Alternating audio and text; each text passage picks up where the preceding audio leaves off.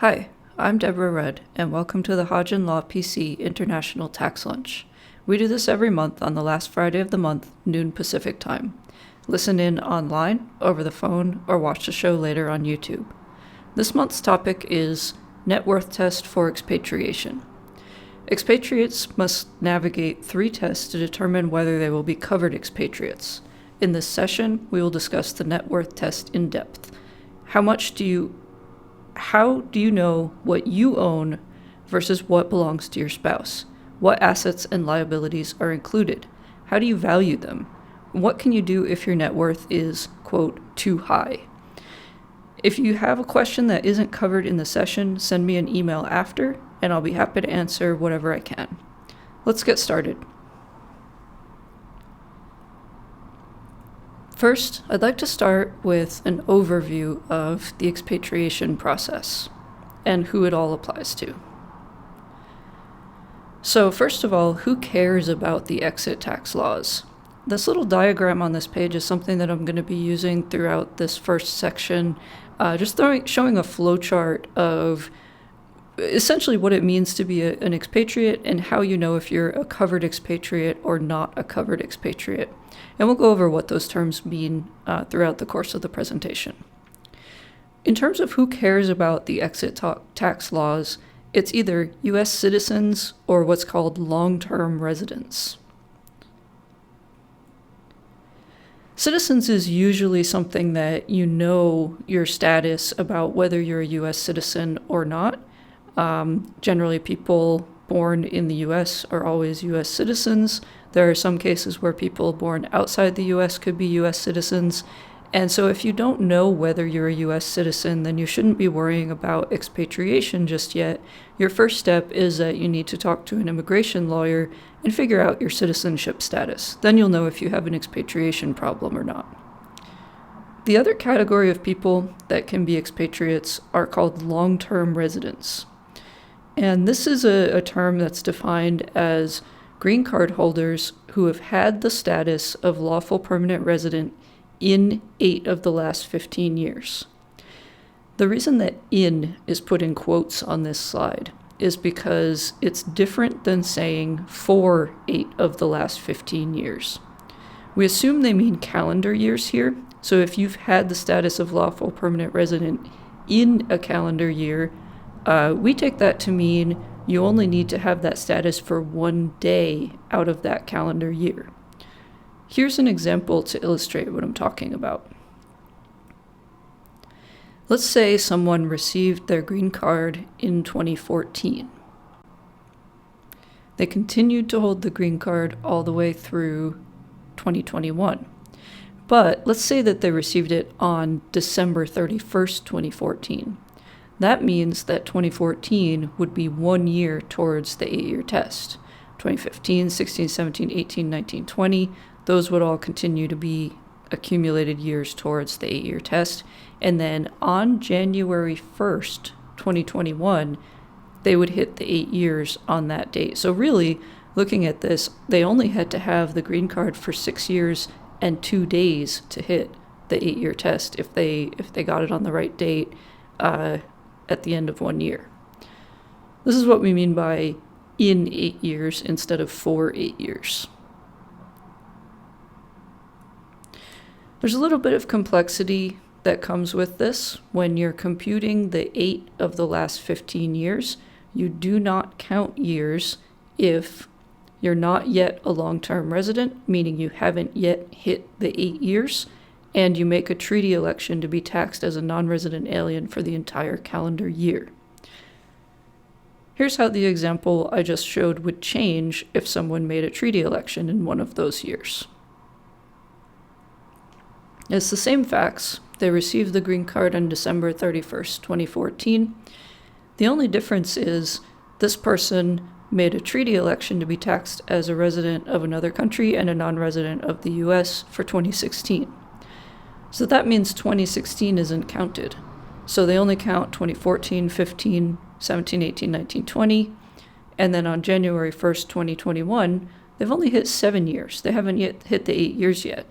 So one thing that it's possible for people to do for tax purposes is to toggle years on and off by making treaty elections. Of course, treaty elections rely on facts, so you actually do have to be a resident of another country for that year, and you have to be a resident of the other country for the entire year in order to remove a year from the test. But this is just something to be aware of because this does happen from time to time.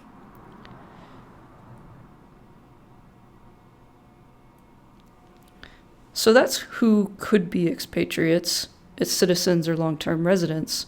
But that's not enough to make you an expatriate. You also have to have an expatriation event. And once you have that event, then you become an expatriate. So what does that mean? That means that a U.S. citizen or a long-term resident would have terminated the status of citizen or long-term resident. And there are a few different ways that this can be done, but the especially in the context of long-term residents, but the very, very common ways that we see are these. Citizens terminate their citizenship by filing Form DS-4079 and taking an oath of renunciation. I think there's a couple other forms you generally have to file at the same time. And usually in the past, in pre-COVID times, this was something that you would do by making an appointment at a U.S. embassy or consulate. You go in and you talk to them in person. Usually they would send you away for a couple weeks and have you make a second appointment a couple weeks later, and it would be at that second appointment where you would sign the paperwork and take the oath of renunciation. Since the whole pandemic happened the last couple of years, most embassies and consulates throughout the planet have been closed for these appointments.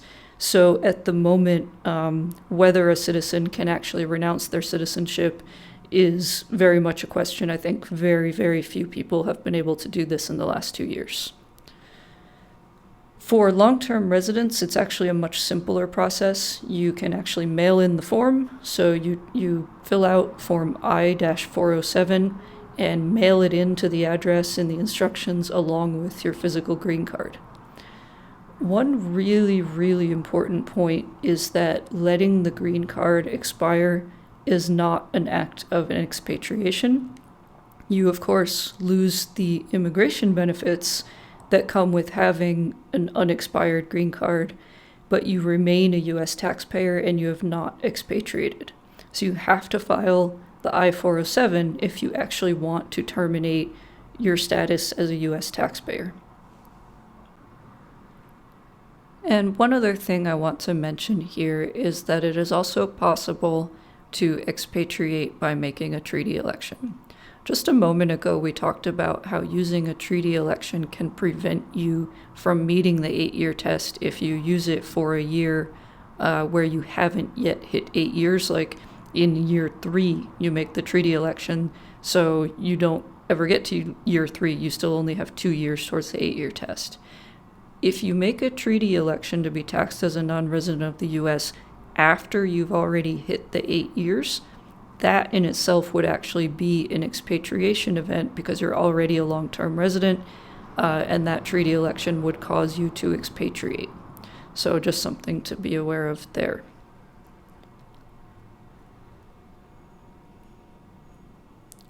Now, being an expatriate in itself is not necessarily a bad thing for tax.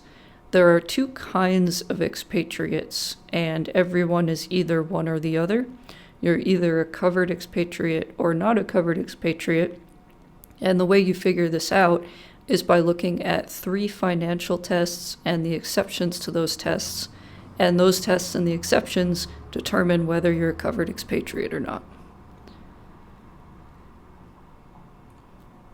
The 3 tests are the net worth test, the tax liability test, and the certification test. So if your personal net worth is $2 million or more, then you're a covered expatriate. If your average tax liability for the 5 years before expatriation is $178,000 or more, then you're a covered expatriate. And the $178,000 is the 2022 amount. That number, if someone expatriated during 2021, the number they would be looking for is $172,000. That number changes each year. The last test, the certification test, asks, did you comply with all your tax obligations for the 5 years before expatriation? And if you cannot say yes to that, then you're a covered expatriate. So if you fail any one of these 3 tests, then you're covered.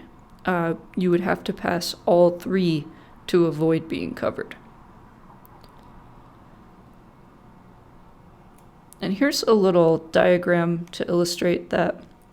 The 3 tests are in these gray diamonds across the top, and the first one we look at is actually the certification test, because no exceptions can save you from that test. No matter what, if you didn't comply with all your tax obligations for the 5 years before your expatriation year, there's nothing you can do about it. You're going to be a covered expatriate. So one of the first things that we recommend when we're working with someone who's considering expatriation is, first of all, go look at your last 5 years of tax returns and make sure everything is good there. Because if it's not, that's going to be trouble for you later after expatriation. Let's assume that someone has met all their tax obligations for the prior 5 years. Next, we would move on to the net worth test. The net worth test asks if your personal net worth is $2 million or more. Let's say it's not, so they can move on to the tax liability test, which asks if the prior 5 years average tax liability is greater than $178,000. Let's say it's not.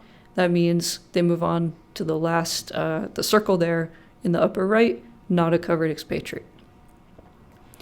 But if they can't say that their net worth is below $2 million, or if their tax liability is too high, then they follow these gray arrows down to the center of the diagram.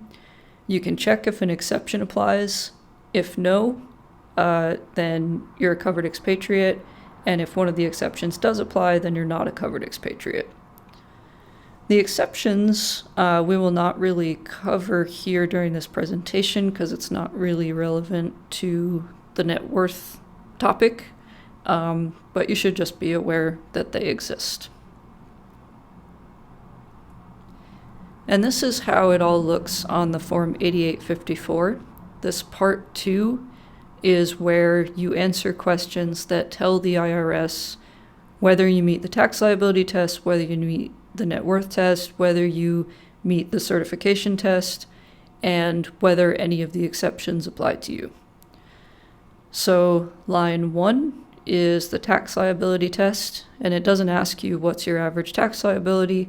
It asks you to fill in all the amounts for the last 5 years. Line number 2, that shows your net worth. Lines 3, 4, and 5 deal with the 2 exceptions.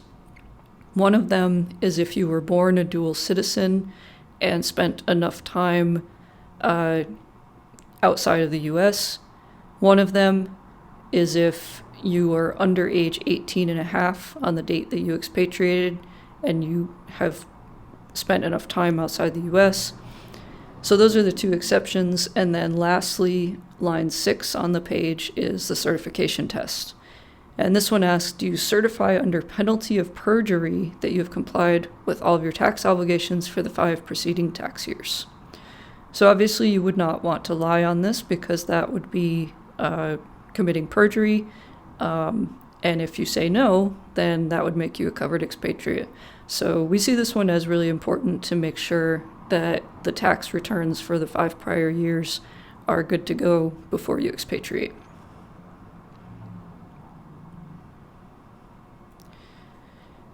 And as I mentioned before, the 3 tests and the exceptions to the test determine whether you're a covered expatriate or not a covered expatriate.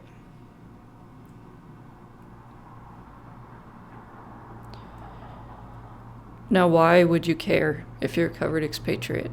And the reason is that covered expatriates pay exit tax, or you at least could pay exit tax. You have to go through the exit tax rules and see if you owe anything under those rules. Everybody, even non-covered expatriates, when you expatriate, you have to deal with these other two things. There's a little error on the slides there. It says non-expatriates. And yes, this would apply to non-expatriates, but the point I'm trying to make here is that even non-covered expatriates might have a certain kind of exit tax. The transfer of assets to a foreign trust is a mark-to-market event. Change of residence is deemed disposition of PFIX according to some older proposed regulations. So there are things you need to worry about even if you're a non-covered expatriate. But it's the exit tax that really is the issue for covered expatriates. And there are 4 different types of exit tax. First, applies to specified tax-deferred accounts. These basically just get a deemed distribution of the full value of the account. Second is for deferred compensation. This is divided into 2 categories: ineligible deferred compensation, which is taxed similarly to specified tax-deferred accounts, and eligible deferred compensation. There's no exit tax per se, but there's a 30% withholding on all distributions. Trust distributions have 30% withhold from the taxable portion of the distribution when paid. And the last type of exit tax is the most common one that people tend to be more familiar with. This is where you have a deemed sale of all your worldwide assets, gain or loss is recognized, and thankfully the first $767,000 of capital gain recognized on the deemed sale is exempt from tax. That's for 2022 expatriations. That number is indexed for inflation every year. If you expatriated in 2021, the number would be $744,000. Now, we're not really going to go into a lot of detail about the exit taxes and how they work in this presentation, but I will actually be covering that in a lot of detail next month. So if you have questions about that, yes, feel free to ask them, but really most of those could kind of be deferred for a month because that's going to be the presentation that answers all those questions. There are some other tax consequences of covered expatriate status. You don't merely pay the exit tax. And this one actually is something that causes people to take action more than the exit tax. This causes people to take action to avoid covered expatriate status, at least in my experience. There is a tax for U.S. citizen recipients of gifts and inheritances from covered expatriates. This is supposed to be reported on Form 708, which has not yet been published, so currently there's no way to comply with this rule, but the law is on the books under Section 2801. And this says that, let's say you're a covered expatriate and you leave an inheritance to your U.S. citizen children. Your U.S. citizen children would pay a 40% tax on their inheritance. So that's a big reduction in what they would be able to inherit from you. The other thing to be aware of is that covered expatriates have, in a lot of cases, a continued annual filing requirement on Form 8854, and this is to report if they receive distributions from eligible deferred compensation items and non-grantor trust interests.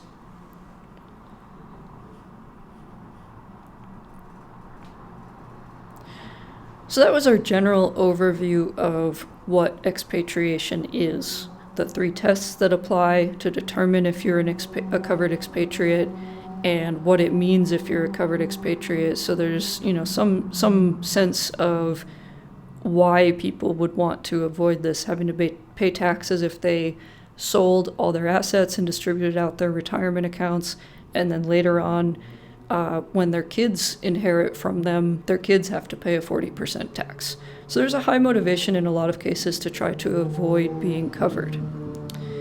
And, as I said, the certification test is very, very important in this. I didn't really talk much about the tax liability test, but that one, in my experience, is kind of a little bit less of an issue most of the time than the net worth test. And the reason is that the net worth test is fixed at $2 million.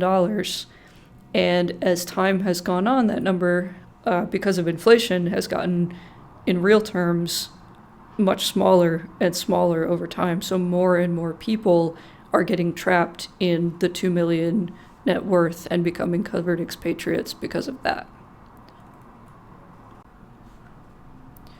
So where do these rules come from? The code section that describes the net worth test is section 877A2B, and it says the net worth of the individual as of the expatriation date is 2 million or more. We can then go and take a look at Notice 2009-85. And I listed, by the way, I listed all the sort of main resources you would use in understanding the expatriation tax rules at the end of the presentation. But so we start with section 877A2B, and it gives us this 2 million number. Then we go look at Notice 2009-85, which gives generally a good amount of guidance on the expatriation rules. And it says, for guidance on determining whether an individual is covered expatriate by reason of the tax liability test or the net worth test, see Section 3 of Notice 97-19. So now we know where to look for how to apply the net worth test. And Notice 97-19 says, an individual is considered to own any interest in property that would be taxable as a gift under Chapter 12 of Subtitle B of the Code. That's just where the gift tax rules are. If the individual were a citizen or resident of the United States who transferred the interest immediately prior to expatriation, and an individual's beneficial interest in a trust must be included in the calculation of that individual's net worth. So there's two things you look at here. All the interests in property that you own and that would be taxable as gifts if you gave them away right before expatriation, and all beneficial interests in trusts.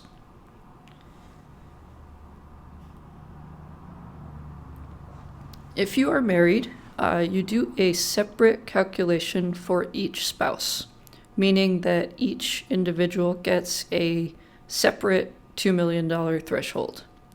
Married couples cannot combine their separate thresholds for a total $4 million, and it doesn't matter how it's divided up.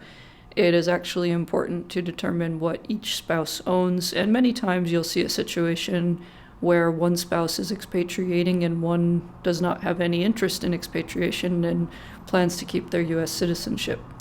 So it's very important to look at this separately by individual. And of course, when you have married couples, one of the most common questions I get probably in every single situation is, well, we just act like everything is combined, so how do we know what each of us owns? And there are some laws that you can look at to figure this out. And it's going to be different based on where you live. In other words, property ownership for federal tax purposes follows local laws. So like, for example, if you're residents of California, you have the community property laws. If you're residents of New York, you don't. So what you need to do when you're figuring out what each spouse owns is check the laws where you accumulated your assets to determine whether any local marital property laws might modify what's on the title ownership. Then there's other documents that also might modify ownership, such as prenuptial agreements and trusts.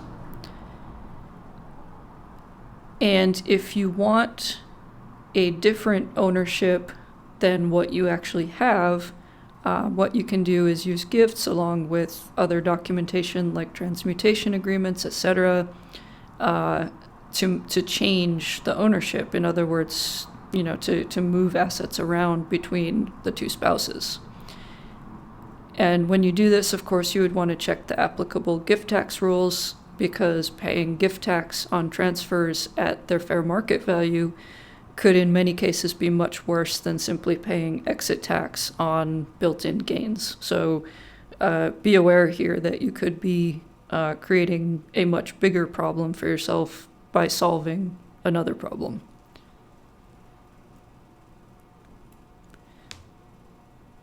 There are a lot of common assumptions that people make about marital property that are not necessarily true. One thing is we're married, so therefore all of our assets are joint, so each of us owns 50%. That's not always true. It's not necessarily the case that each and every asset is joint, even if you put your bank accounts pretty much all in both of your names. There's other things that might be the case. You may or may not live in a community property jurisdiction, and so it might not always be the case that you each always own 50% of all the marital property. Another common assumption is to ignore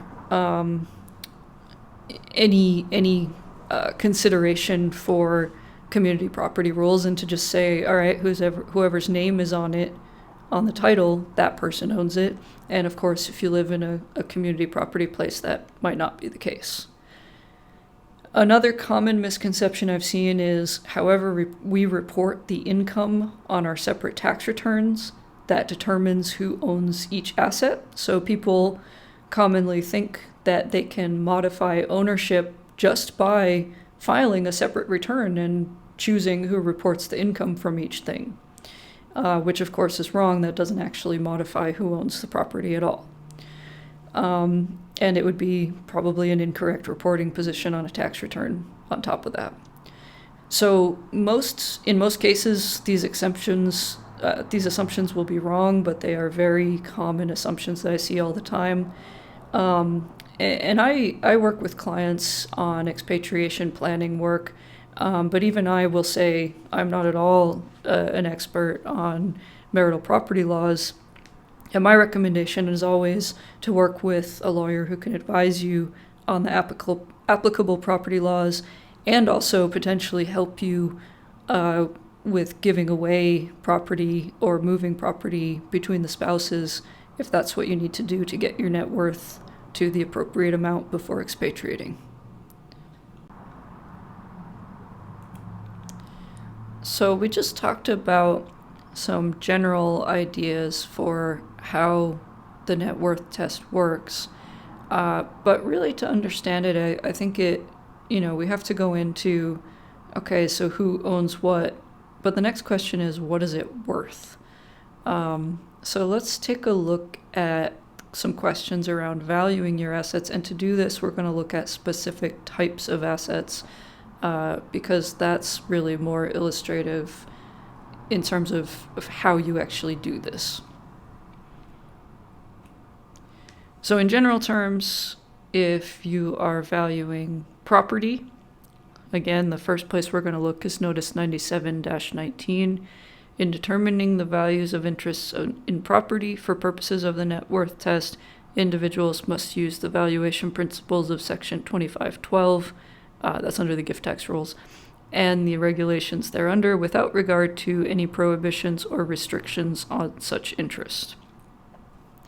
So you ignore transfer restrictions and stuff like that, and you look at how you would need to value things under the gift tax rules. For trust interests, you follow the two-step process in Notice 97-19. We'll discuss that later. One of the biggest questions I get is, am I required to get appraisals because those cost money and they take time? It's kind of a hassle.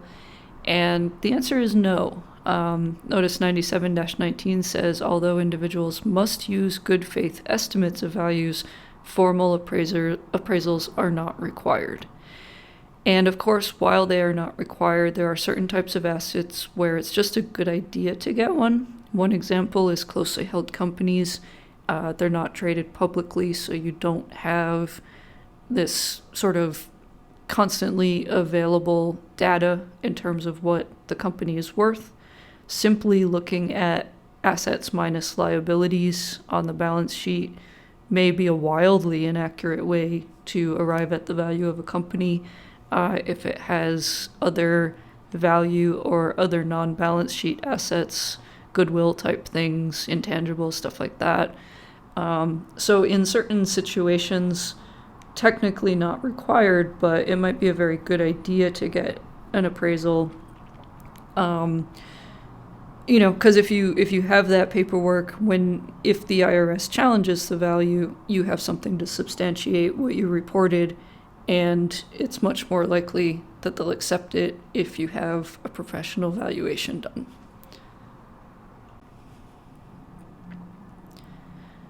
Next, we're going to take a look at some common net worth items.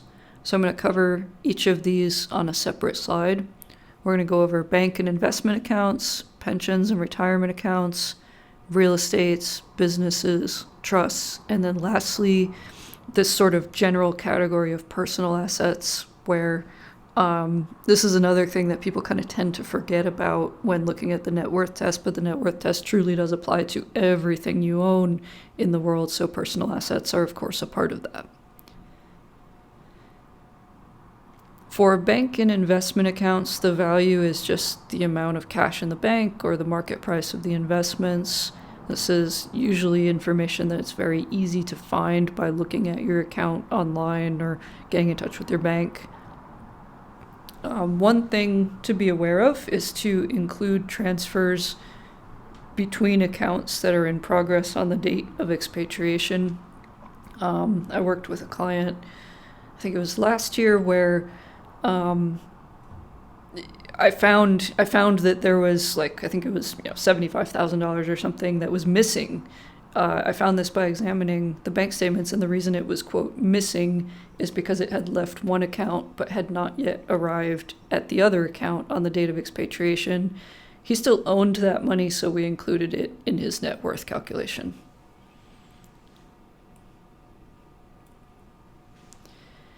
Pensions and retirement accounts. This can be a tricky area.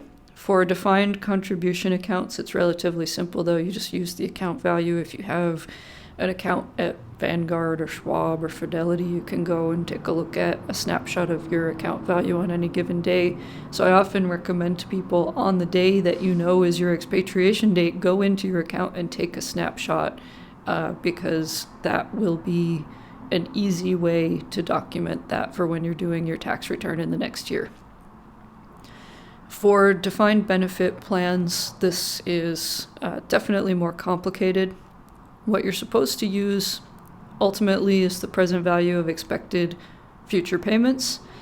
To do this, you would use actuarial tables and present value calculations to calculate that value.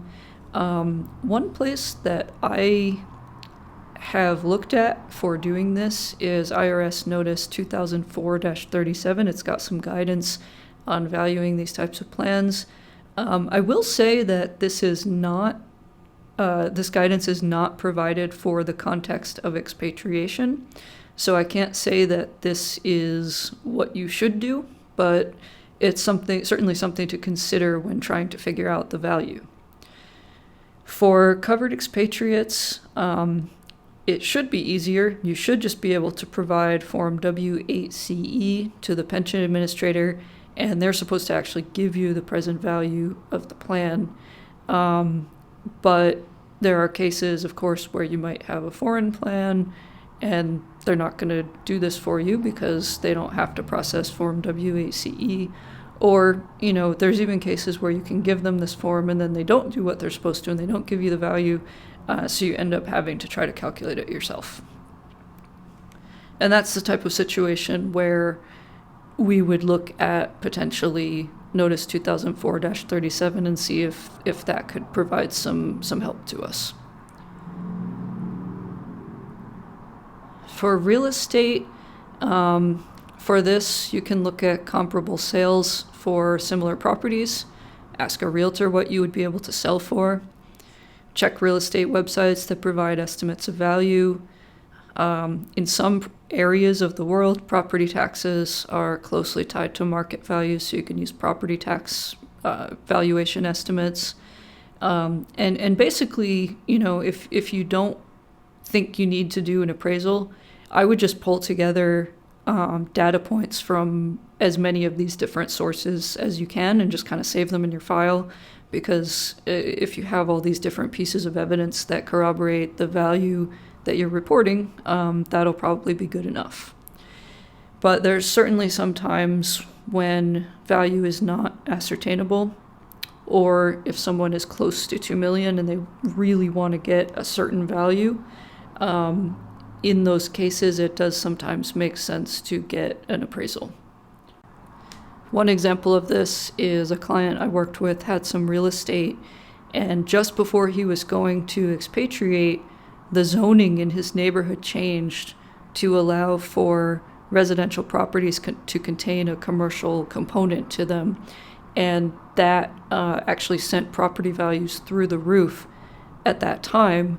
But all the available data from recent sales was based on the prior zoning laws. So in that case, it actually made sense to get an appraisal done. And there are other cases where it'll make sense as well. For valuing businesses, there's a few different ways to look at this. For closely held companies, a lot of times the advice is going to be to get an appraisal. But there are some situations where a company exists and the person who's expatriating is its sole service provider. It's a service company, and the only thing it does is that expatriating individual, provides some kind of service or consulting or whatever, and the company has absolutely nothing else and does absolutely nothing else. In that case, personally, I think it probably makes sense for the value to be simply, assets on the balance sheet minus liabilities. But almost in every other case, it makes sense for a closely held company to get an appraisal. For startups, these can be a little tricky, but luckily a lot of times paperwork exists. You'll get 409A valuation, funding rounds. There might be other estimates of value circulating, so you really just kind of have to talk to the other shareholders and see what your company has. And in some cases, it does still make sense to get an appraisal of these as well. For unprofitable businesses or non-operating businesses, if it's got, some money in the bank, but it loses money every time it operates, or maybe you're just running it as a hobby because you enjoy doing it, but you're not really trying to make money off of it, but it's still a business entity. For these, they're kind of a little less serious. They're not going to be generating massive amounts of cash flow into the future. So for these, a lot of times it makes sense to use net asset value. So for businesses, it really kind of depends on context, how you would approach this. And for trusts, there's a couple different kinds of trusts you would look at. For grantor trusts, you're treated as owning all the assets in the trust directly, like the trust doesn't exist. So those are kind of easy in a way. Non-grantor trusts are a little more complicated and can be very complicated when expatriating. But essentially you use a two-step process for these. First, you allocate trust interests to beneficiaries based on all relevant facts and circumstances. And then second, you value the assets allocated to the expatriate under the principles of Section 2512, just like all other property. So what does it mean to allocate trust interests to beneficiaries? This is a facts and circumstances situation, and I replaced the bullet points with a numbered list here, and the reason I did that is because you do it in this order. First, you look at the rules hardwired into the trust. Second, you would look at facts and circumstances, and if those first two things don't tell you the answers, then lastly, you would apply the rules of the Uniform Probate Code.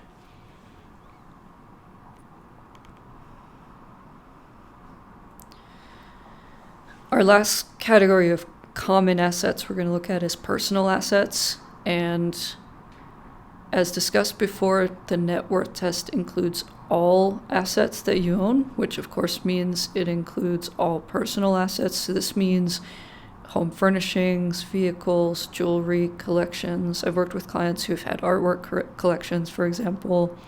But it also includes other stuff like cash in a safe, stuff you have in safe deposit boxes. It doesn't necessarily have to be an account somewhere. You could have financial assets that are, they might fit into this kind of personal assets category if they're not in financial accounts. And then there's some other things to think about. I see these fairly frequently from my clients, and so they're things that we need to consider, but they're not the sort of most common ones that we just covered. So loans receivable, for example, if you loaned, $30,000 to your nephew 15 years ago and he hasn't paid you back yet, if you never filed a gift tax return to report that you gave him the $30,000, then presumably he still owes you that $30,000, so that $30,000 receivable is an asset on your balance sheet, unless you want to forgive the loan, and in which case you might be filing a gift tax return. Another thing I see very, very commonly is unvested stock awards, and I think for these you need to kind of look at the facts and circumstances. You can look at the rules for substantial risk of forfeiture, and it might want to talk to a lawyer about this, but when you look at the substantial risk of forfeiture law rules, and that risk has not yet lapsed, if you're in a situation where you would not be able to give away that asset, because remember, we refer back to the gift tax rules. If you could not give away that asset, then you might not be considered to own it yet for purposes of the net worth test. So something to look at carefully when you're arriving at an answer of whether it goes on your balance sheet or not.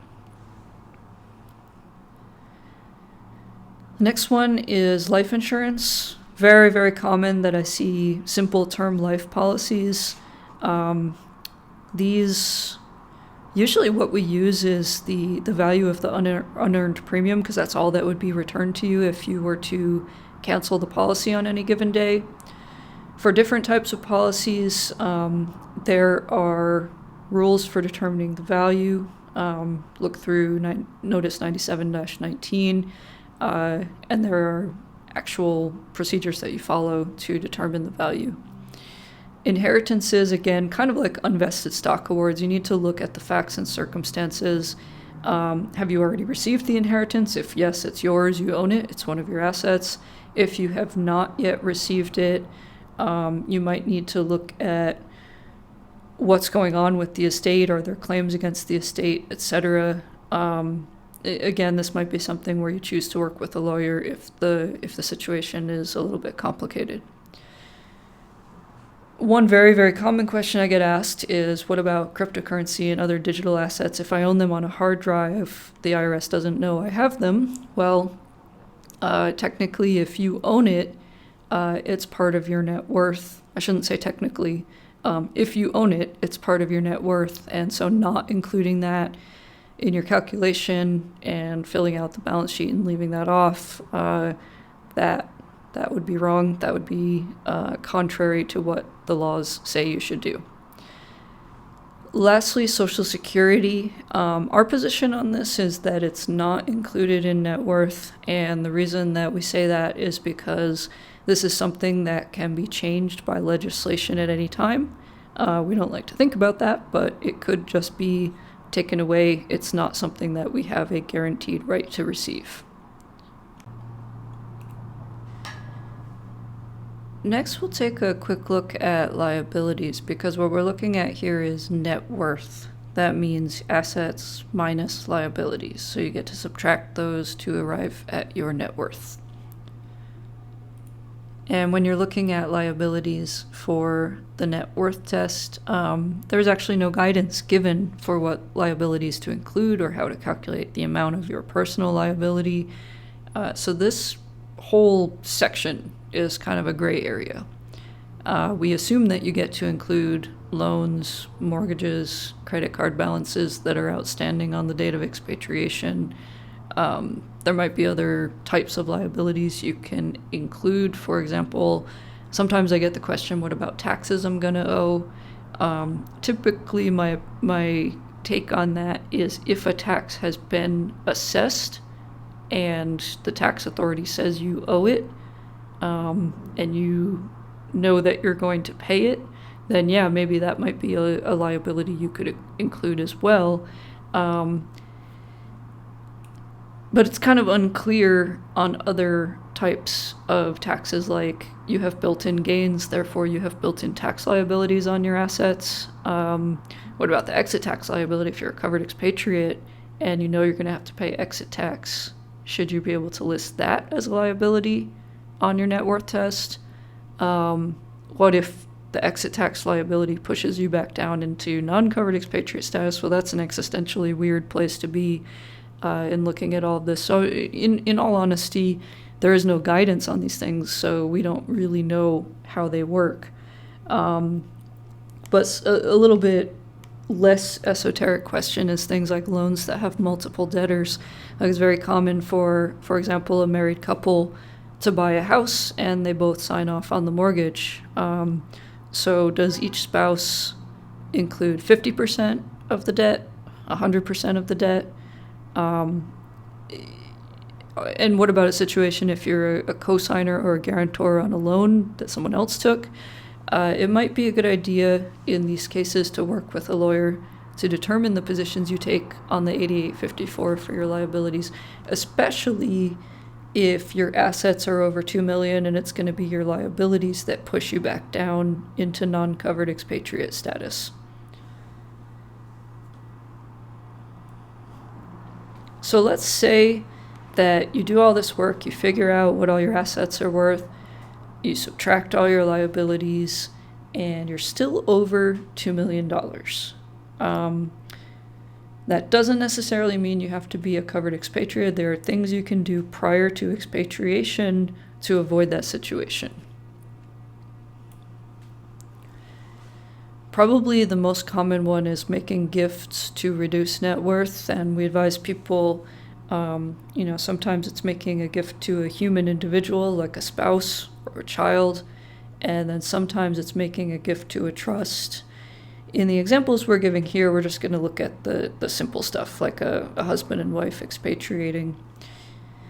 And in this one, for example, we have a husband and wife couple. Each of them owns $1.5 million of cash and $1.5 million of stock. So each spouse has $3 million of assets for a total of $6 million between them.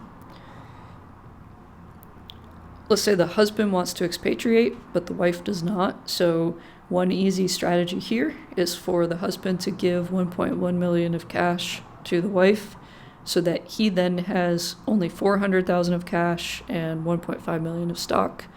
She has $2.6 million of cash, $1.5 million of stock, and his total net worth is $1.9 million. Hers is $4.1. Their total net worth of $6 million has not changed, but asset ownership between the spouses has changed, so that the husband could now expatriate as a non-covered expatriate.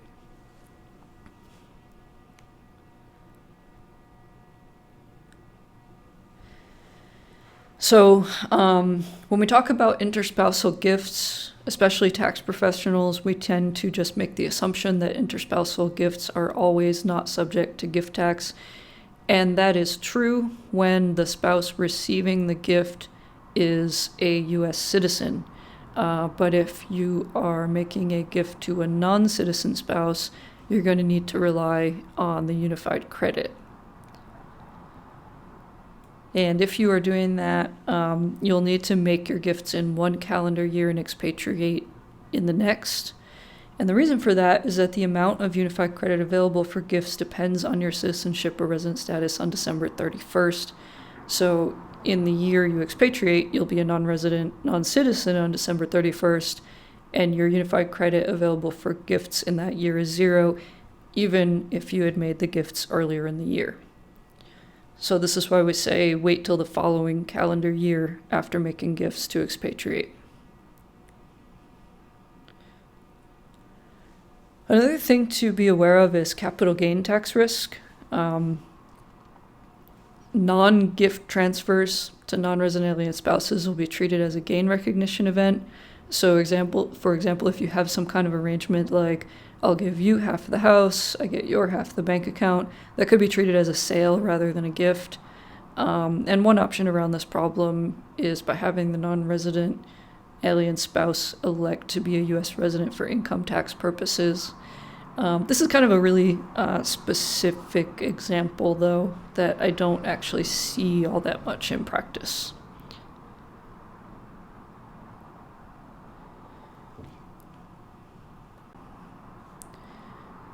This one, however, is a pretty common situation, at least in my experience. The gift tax rules apply to the gift tax rules we've been discussing apply to U.S. citizens and residents, and resident for gift tax purposes means domiciled in the United States. A green card holder who's domiciled abroad, and domiciled has a specific meaning that we're not really going to go into here, just to be aware it's a little different than the term resident. But a green card holder domiciled abroad is only subject to gift tax on U.S. real estate transfers and gifts of U.S. situs tangible personal property. Foreign assets and worldwide intangible personal property can be given away without concern by gift tax for gift taxation or reporting to the U.S. So one common strategy is if there's a green card holder who's been living abroad for a while, wants to make some gifts to either a non-resident alien spouse or another green card holder spouse, we just try to advise them to make gifts outside the U.S. or gifts of intangibles like stocks. So an easy way, like let's say they want to make a cash gift, an easy way to do this is for spouse one to move cash from a U.S. account in his own name in the U.S. to a foreign account wherever they're living in his own name, then make the gift to the spouse, transfer it into the spouse's account while it's outside the U.S. So this is a very, unless you have U.S. real estate or other tangible personal property, a lot of times this is an easier problem to solve. And then lastly, another option for reduction of net worth is sell your assets and pay tax. The tax itself is often not a meaningful reduction in net worth, but it can be useful if you're going to dispose of your U.S. assets anyway so that you don't need to continue filing U.S. tax returns after expatriation. And it's also a useful strategy if you want to make a gift, but the asset itself is non-transferable or has a high cost to transfer. So you can sell or take a taxable distribution, then give away the cash. Like I worked with a married couple who had some U.S. real estate. They really wanted to sell it, but they were asking me about transferring it between spouses so that they could expatriate. And then it finally came out that their real intention was just to get rid of it anyway. So in that situation, it made sense for them to sell it before expatriation. Then they had cash available to make any necessary gifts.